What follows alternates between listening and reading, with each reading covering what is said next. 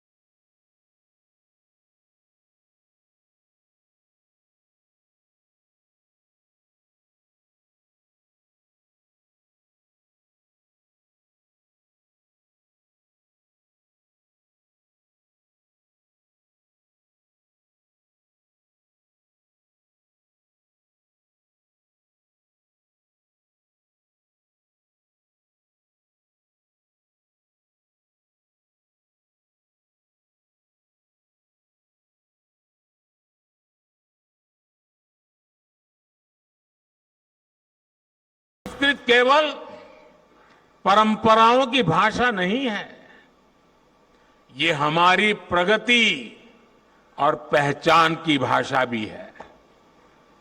बीते 9 वर्षों में हमने संस्कृत के प्रसार के लिए व्यापक प्रयास किए हैं।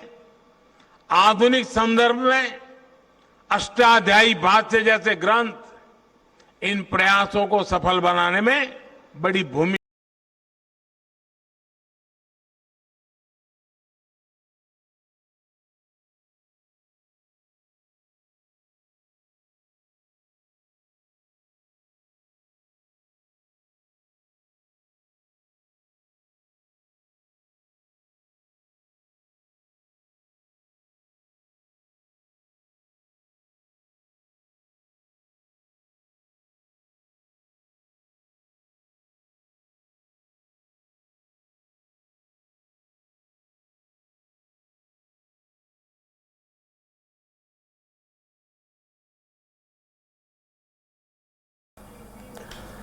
और इसी मुद्दे पर ज्यादा चर्चा के लिए हमारे साथ खास पैनल जुड़ा हुआ है। बीजेपी प्रवक्ता हैं गुलरेज शेख जी, कांग्रेस प्रवक्ता हैं आनंद तारड़ जी और वरिष्ठ पत्रकार हैं आशीष दुबे जी। आप तीनों लोगों का बहुत बहुत स्वागत है।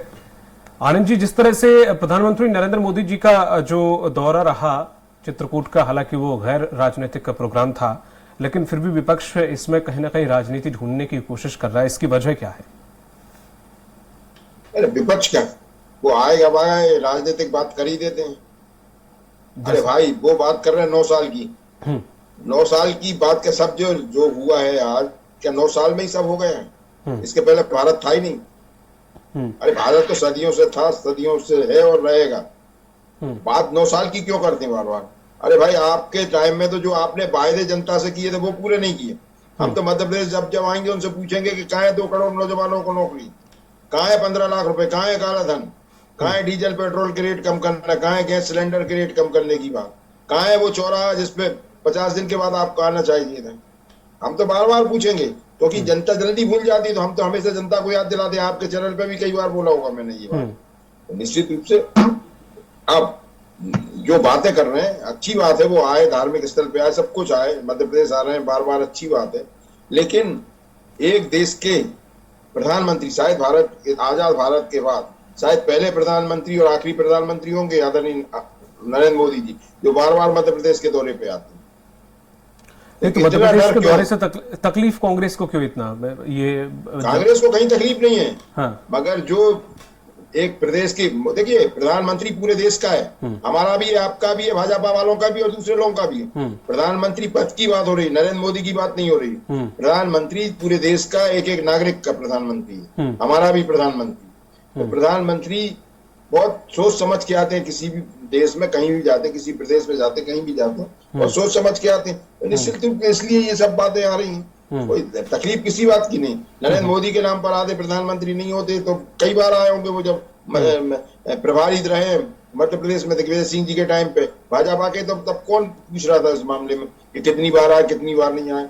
लेकिन आज जब देश के प्रधानमंत्री, तो निश्चित रूप से अब बात आती है कि भाई प्रधानमंत्री का पद बहुत गरिमापूर्ण पद होता है, और वो जो पद होता है वो राजनीतिक पद नहीं होता, वो देश के हर नागरिकों का पद होता है, हर आदमी के लिए सम्मान का पद होता है। तो निश्चित रूप से सम्मान का ध्यान रखना चाहिए प्रधानमंत्री जी को।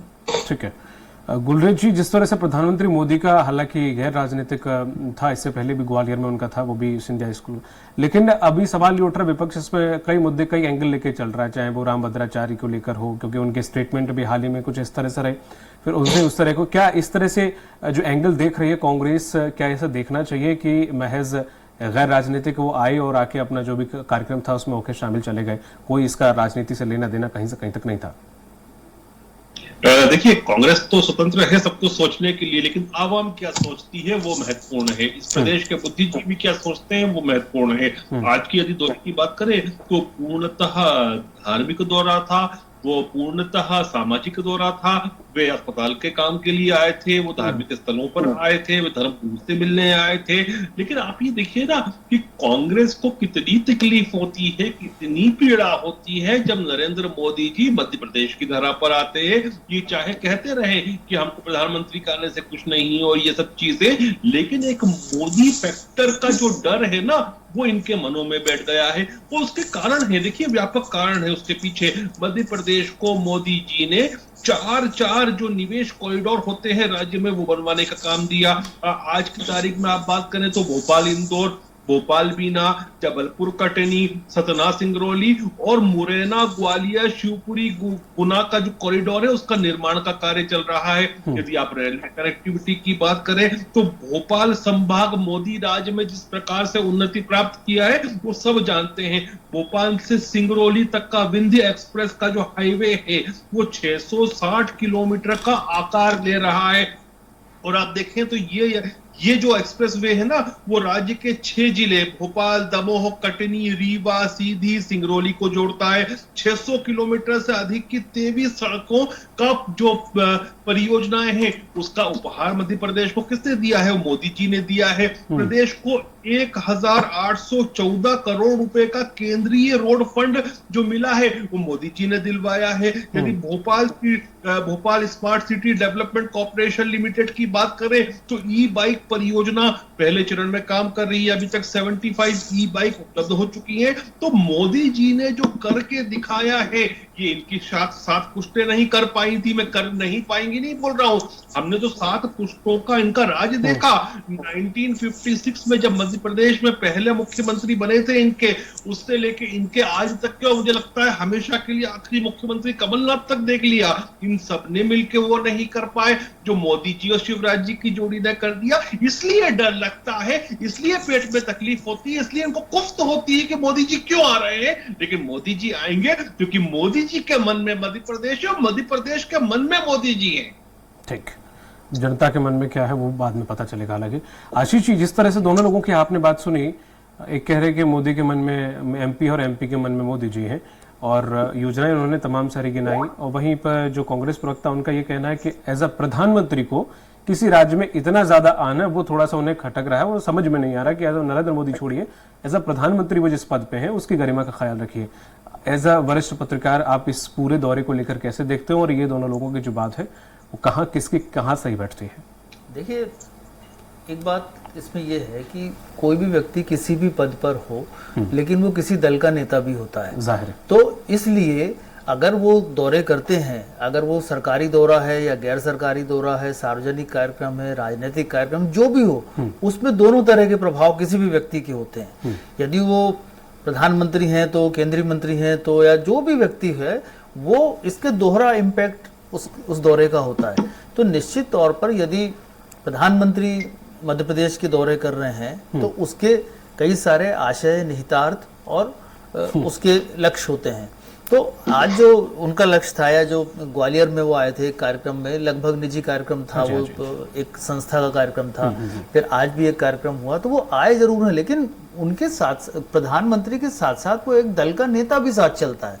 तो निश्चित तौर पर बहुत सी बातें ऐसी होती हैं जो सरकार की योजनाओं से जुड़ी हुई होती हुई, जनता के कल्याण से होती हैं, या सरकार के विजन से जुड़ी हुई होती हैं, और यही चीजें चुनाव में काम आती हैं। तो इसलिए दोनों चीजों को अगर कांग्रेस इसमें देखती है कि प्रधानमंत्री आ रहे हैं, तो कांग्रेस का एक विपक्षी दल के नाते ये तरीका ठीक है कि वो आ रहे हैं जरूर किसी एक निजी फंक्शन में, लेकिन उसके बहुत सारे दाएं बाएं असर होंगे ही होंगे। अगर कांग्रेस के प्रधानमंत्री भी किसी दौरे पर जब जाते थे तो वो भी स्थितियां वही होती थी। तो इसलिए, और चूंकि मध्य प्रदेश में चुनाव का वक्त है, ये नाजुक वक्त है, और कभी ये दौरा होता तो चलिए एक बार वो सब चीजें समझ में आ जाती हैं, कांग्रेस भी सोचती है, दूसरे दल भी सोचते हैं, लेकिन ये चुनाव का वक्त है, तो ये तो राजनीति है और इसमें हर तरह से हर चीजें डिजाइन की जाती हैं। तो अगर ये इसमें किया है तो मुझे प्रधानमंत्री के तौर पे वो वहाँ आए, एक धार्मिक कार्यक्रम था, चित्रकूट में वो आए, उसके पहले विंध्य में कई बार आए हैं, चित्रकूट को विंध्य का हिस्सा माना जाता है, विंध्य भाजपा की चिंता का बड़ा विषय भी रहा है,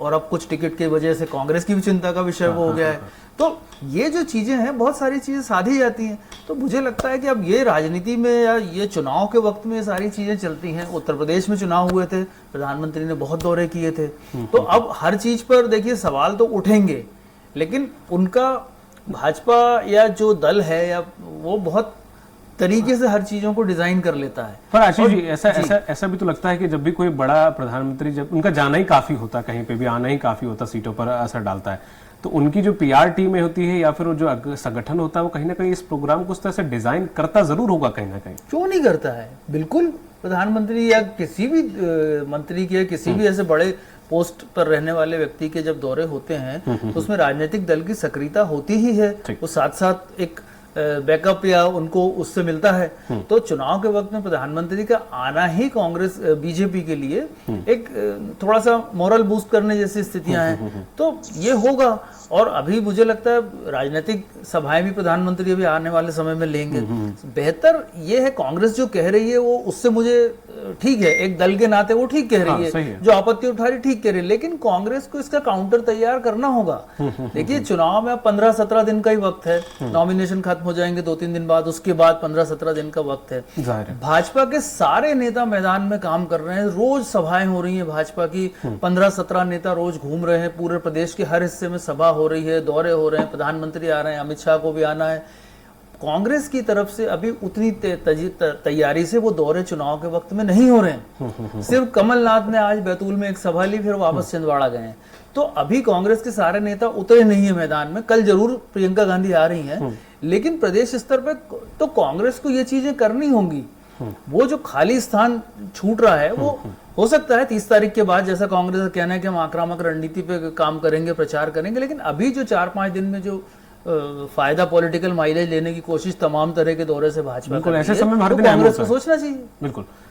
आनंद जी, जिस तरह से हमारे वरिष्ठ पत्रकार आशीष जी ने भी जो आकलन किया और कहा है कि हाँ ठीक है, आप आंखें कोई भी बड़ा नेता आता है उस पर रखी भी जाती हैं विपक्ष के नाते, लेकिन अभी जैसे को उन्होंने बोला है कि एक दिन चुनाव के समय महत्वपूर्ण होता है, लेकिन जो दलबल एक्चुअल में जो बीजेपी का देखा, चाहे वो कैंपेन के समय ले लीजिए, उन्होंने वहां पे भी बाजी मारी, ये मैं नहीं कह रहा हूँ, ये आंकड़े बताते हैं, और उसके बावजूद भी अब जो समय है वहां पर भी या तो आप बहुत ज्यादा संतुष्ट हैं, और या फिर आप भी कह रहे हैं कि मेहनत शायद किसी हो नहीं रही है या करना नहीं चाहते, या कुछ खास समय आपने तय कर रखा है कि हम उसी समय चोट करेंगे जब लोहा गर्म होगा, कुछ ऐसी रणनीति है? देखिए, ये चुनाव जो होते हैं विधानसभा के चुनाव, इसमें प्रत्याशी को इसको तय करना पड़ता है। जहां तक प्रधानमंत्री के बारे में बहुत सारी बातें करी, भारतीय जनता पार्टी के प्रवक्ता ने बहुत सारी उपलब्धियां बताई। तो एक उपलब्धि ये भी है कि 870 करोड़ रुपए का जो महालोक की जो प्रतिमाओं का अनावरण भी आदरणीय प्रधानमंत्री ने कहा। भारतीय जनता पार्टी हमेशा से धर्म की राजनीति करती है, धर्म के नाम पर सत्ता में आई है, 2 से लेकर 302 तक पहुंच गई है। महालोक नायक कि किस तरह का काम हुआ वहां पर कि 870 करोड़ रुपए की जो मूर्तियां थी वो एक हवा के झोंके में उड़ गई। ये उपलब्धि है, नरेंद्र मोदी जी के खाते में ये भी जाएगी। और निश्चित रूप से जो नरेंद्र मोदी जी बार बार मध्य प्रदेश में आएंगे, जितनी बार आएंगे उतनी बार हम उनसे जो सवाल है वो पूछेंगे, जो अनधिकृत सवाल है वो पूछेंगे। जो जनता से आज तक उन्होंने नहीं बैठे, आज तक वो प्रेस कॉन्फ्रेंस में नहीं बैठे किसी, तो वो भी सब पूछेंगे उनसे, क्योंकि उन्होंने जो बातें रखी थी, जो चुनाव में 2014 के पहले आए थे उस समय रखी थी, उन सब चीजों का उनसे भी जिक्र करेंगे कि भाई ये सब चीजें हैं कहाँ, जो आपने वायदे किए थे वो पूरे कहाँ हैं, कहाँ है वो आज जो हमारा शर्म से मस्तक झुक रहा था, जो रुपये का मूल्यन हुआ है 60 रुपए से 83-84 रुपए हो गए, उसके बारे में कोई जिक्र नहीं है। कहाँ है स्मृति ईरानी जी आएंगी, उनसे ही पूछेंगे, बहुत बड़े बड़े के ढोल धमाके लेके बात करती थी। आज उनकी बोलती बंद है। तो ये सब चीजें जो बड़े नेता आएंगे, राष्ट्रीय नेता आएंगे भारतीय जनता पार्टी की, जो उन्होंने वायदे किए थे, जो उन्होंने खुद वायदे किए थे, उनसे उन वायदों के बारे में पूछेंगे। तो ये सब चीजें देखिए, मध्य प्रदेश के जो चुनाव है वो थोड़ा अलग टाइप का है। मध्य प्रदेश की जनता के पीठ पे छुरा होगा भारतीय जनता पार्टी। तो आज जो चुनाव हो रहा है वो मध्य प्रदेश की जनता बनाम भाजपा हो रहा है। कांग्रेस निश्चित रूप से उसमें अग्रणी भूमिका में, लेकिन चुनाव जनता बनाम भाजपा हो रहा है। तो आज तो मध्य प्रदेश की जनता उतावली है भाजपा से दो हाथ करने के लिए। ये जो कमलनाथ जी ने भूमिका रखी थी विकास की मध्य प्रदेश की, उन्होंने अगर 1 रुपए यूनिट लाइट की बात की थी तो तुरंत मिलने लगे थे। हमारे पत्रकार मित्रों ने, जो आपके साथी, उन्होंने इस बात को स्वीकार किया था कि हमारे 100 रुपए के बिल आने लगे। तो 700 रुपए का बिल आता था, आज हमारे पास 100 रुपए का आता। आपने देखा होगा 55 लाख किसानों का कर्जा माफ किया किसान, और आपने देखा होगा कि 15 महीने की सरकार में 27 लाख किसानों का कर्जा माफ कर दिया था। भाजपा की सरकार ने विधानसभा की पटल पे इस बात को स्वीकार किया था। तो निश्चित रूप से आज, और आपने देखा होगा 1000 गौशाला है, गौशालाओं का निर्माण कमलनाथ जी ने किया था। निश्चित रूप से वो आमदी जमा हो गया था उसका। लेकिन आज हम देखते हैं कि हमारा गोवंश पूरे मध्य प्रदेश में किस तरह से रोडों पर मिल रहा है, किस तरह से उनके साथ व्यवहार हो रहा है, किस तरह से भारतीय जनता पार्टी के लोग जो गौशालाएं चला रहे हैं उनके अभी खाका आप लोगों ने बहुत सामने जनता के सामने प्रस्तुत किया।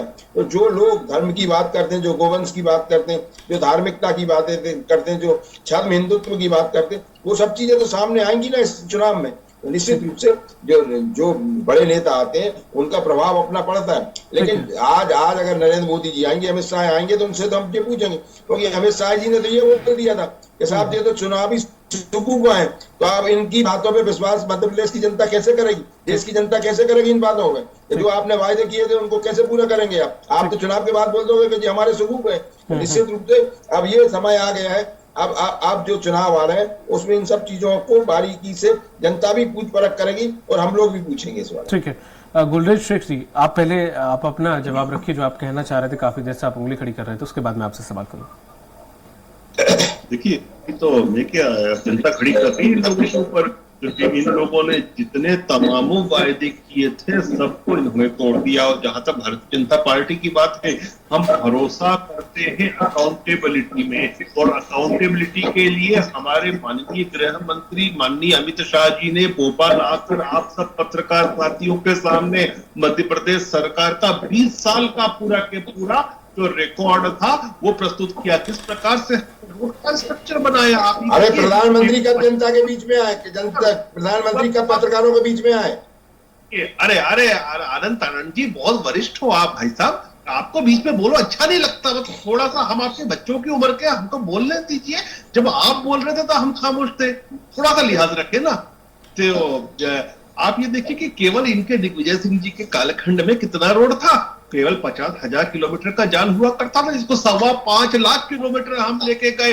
शर्म आना चाहिए इन लोगों को कि महिलाओं की जो संस्थागत प्रसव होता था उसकी दर 22% थी, जिसको हम 92% से ऊपर लाके गए। आप यदि शेड्यूल्ड ट्राइब का, आदिवासियों का एरिया देखें तो विद्युतीकरण तक नहीं हुआ था। बेसिक कम्युनिटीज जो होती है, हेल्थ वो नहीं थी, शिक्षा नहीं थी।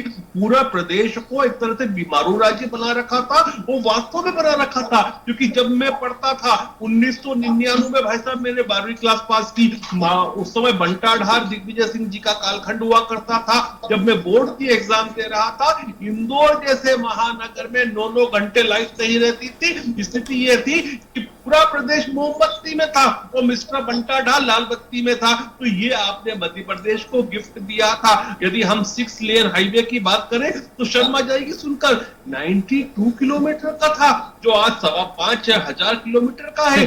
जब हम हमारे मेडिकल कॉलेजेस, डेंटल कॉलेजेस की बात करें तो मेडिकल और डेंटल मिलाकर मध्य प्रदेश में केवल 6 कॉलेज हुआ करते थे। पढ़ने के लिए टाउन साउथ पड़ता था, आज 40 से ज्यादा हम किए।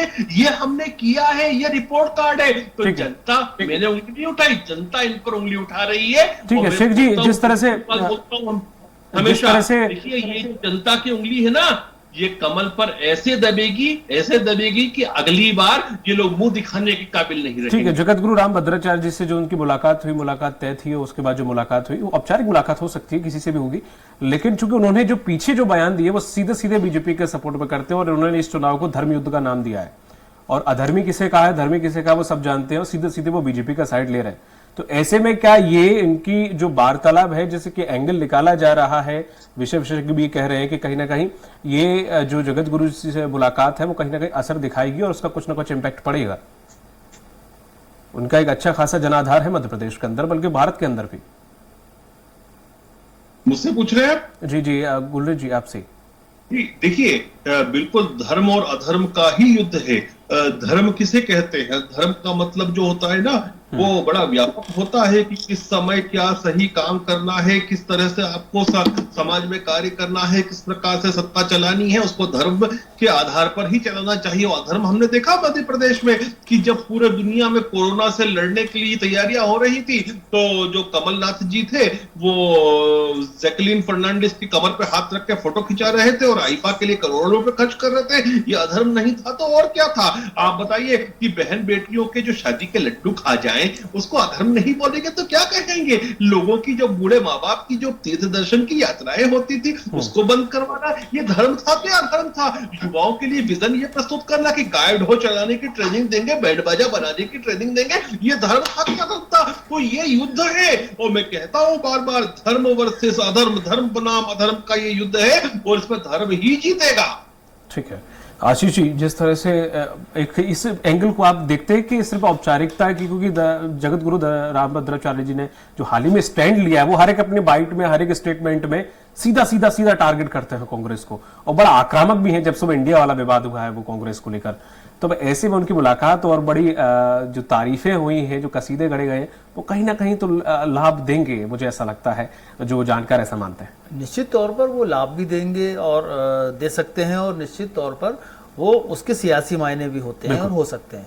तो इसीलिए मैंने शुरू में ही कहा था कि जब कोई ऐसा दौरा होता है तो कई तरीके, कई एंगल पे डिजाइन होता है। तो आज के दौरे में अगर हम उनके बयानों को देख लें तो उसको माना जा सकता है, क्योंकि पहले भी जब वो भोपाल आए थे और दूसरी जगह भी उन्होंने कहा, तो वो स्पष्ट नजर आता है कि वो अगर अपनी बात कहते हैं तो उनकी बात भाजपा की बातों से मेल खाती है। ये संयोग भी हो सकता है लेकिन देखिए, राजनीति में चूंकि सब चीजें हैं, और अभी हम कुछ दिनों से देख रहे हैं कि चुनाव किस तरफ मुड़ने की कोशिश कर रहा है, राम नाम की बहुत सारे जिक्र होने लगे हैं सब तरफ से। तो देखिए, ये चुनाव जो है, ये इसमें एक चीज मैं यूं भी देखता हूं कि जो एंगल या जो मुद्दा कांग्रेस के लिए असहज स्थिति पैदा करता है, अनकंफर्टेबल करता है, भाजपा उस मुद्दे को उठाने की कोशिश कर रही है, और कांग्रेस उस पिच पर जब खेलने जाती है तो रन आउट होती है। तो ये भाजपा, कांग्रेस को समझना होगा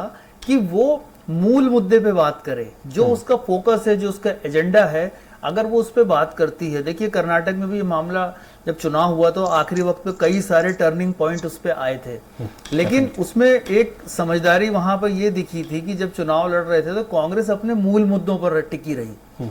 तो एक कहावत भी है कि भूखे भजन ना होए गोपाला, इस तरह की कहावत भी है। तो उन चीजों को पकड़ना होगा कि धर्म तो ठीक है, हर आदमी के लिए जरूरी है, हर आदमी का अपना धर्म है, हर आदमी की अपनी आस्था है, होनी चाहिए, होती भी है, लेकिन उससे बड़े सवाल भी होते हैं कि क्या उसके सरकार के जो डिलीवरी सिस्टम है योजनाओं के, क्या वो प्रॉपर हैं, क्या उसे भ्रष्टाचार से जूझना नहीं पड़ता है, या उसकी जनता की जरूरत की चीजें क्या हैं।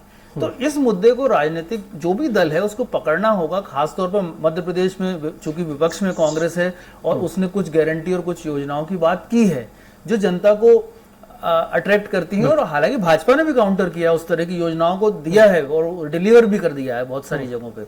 लेकिन मैं फिर भी कहता हूं कि जिस पिच पर खेलने की आदत अगर किसी दल को नहीं है तो उस पिच पे वो ना जाए, वो अपने मुद्दों को पकड़े, जनता से अपना सीधा संवाद रखे। हर आदमी की, हर बैट्समैन की अपनी खूबी होती है कि वो किस तरह की पिच पे खेलता है। भाजपा अपनी फेवरेट पिच पे खेलने की कोशिश कर रही है।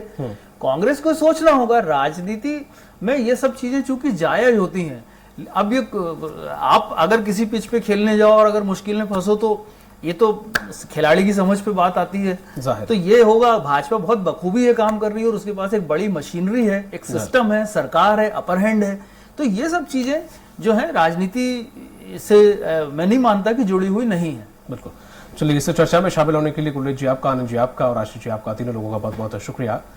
तो जिस तरह से देखा जाए मध्य प्रदेश के अंदर राजनीतिक माहौल है और ऐसे में प्रधानमंत्री नरेंद्र मोदी का किसी भी कार्यक्रम में आना कहीं ना कहीं राजनीति से प्रेरणा लेने वाला ऐसा रहता है, ऐसा कांग्रेस का सोचना है और विपक्ष पार्टी है और ये बनता भी है। लगातार इस तरह की जो है पॉलिटिक्स देखने को मिल रही है। अब देखने वाली बात ये होगी कि आखिर नरेंद्र मोदी के बार बार मध्य प्रदेश में आना कितना सफल हो पाता है। मुझे दीजिए इजाजत।